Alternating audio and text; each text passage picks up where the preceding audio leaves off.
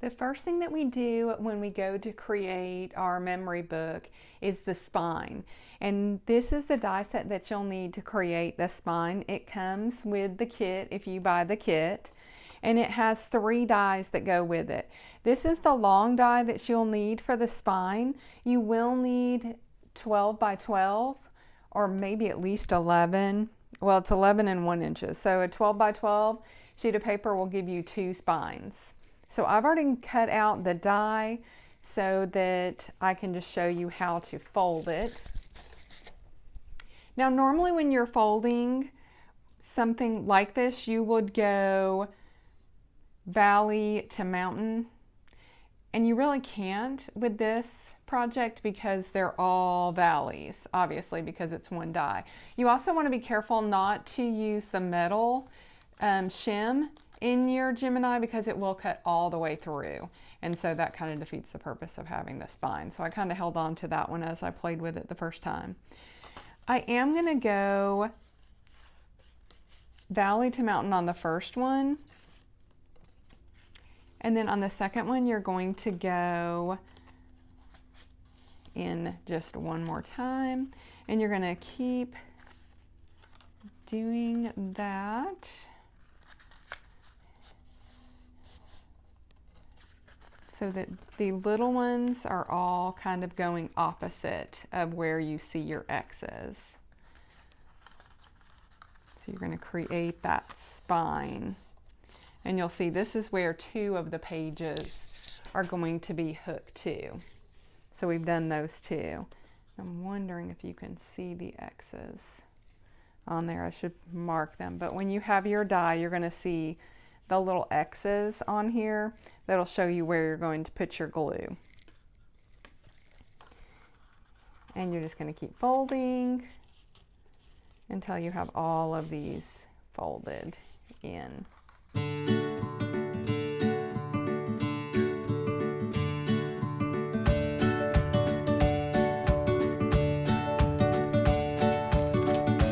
Okay, now that we have all of those folded, I'm going to go back. You can use a bone folder if you want to and make each one of those a little more flattened. I don't feel like it's really necessary when you're putting the glue on there. I do use a wet glue for the spine because I think it's going to hold it better, especially if you're wanting something, you know, over time.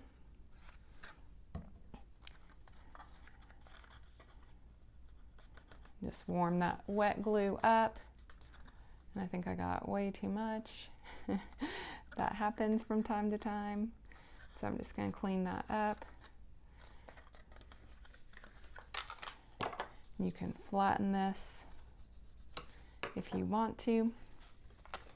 And I'm just going to glue all of those just like that.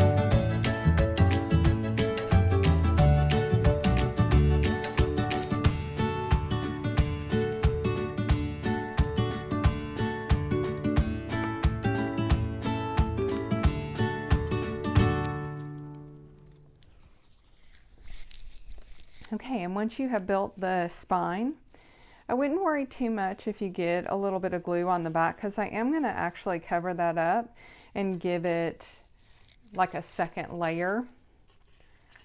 And I'll show you how to do that closer to the end probably. And here is your spine.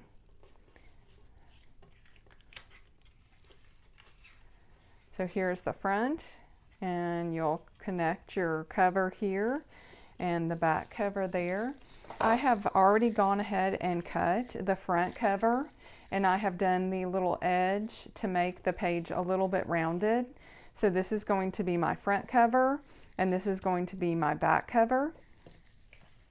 And we'll just glue these onto the front, and then we'll put a decorative piece here later. But I am going to use tape on this part, because what I found is when I have used the wet glue, it is getting really warped, and I don't want my book to be warped. If I'm making something that's a little more antiqued, I'm not so worried about it. But this book, I'm not doing antiquing to. I really want it to look fresh and clean and very summery. So I'm just going to attach these two pieces on the front and the back, and I'll show you what that looks like. Okay, so I have gone ahead and I have placed the cover on the mini book.